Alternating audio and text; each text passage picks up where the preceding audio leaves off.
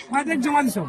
আমরা 4 তারিখে জমা দিছি, একটা 7 তারিখে জমা দিছি, এটা 8 তারিখে জমা দিছি। আর কত জমা দিতে লাগবে? কত জমা দিতে লাগবে?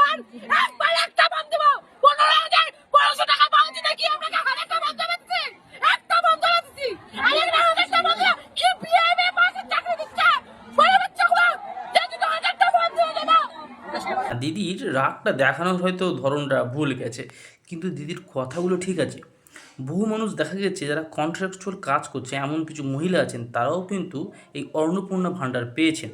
তাহলে তারা যদি পান, যারা একদম বেকার, কোনো কাজের সঙ্গে জড়িত নন, তারা কেন পাবে না? এবং যে স্ট্যাটাস চেক করে দেখা যাচ্ছে যে রিজেক্টেড, কেন রিজেক্টেড সেটাও পর্যন্ত কেউ সঠিক উত্তর দিতে পারছে না।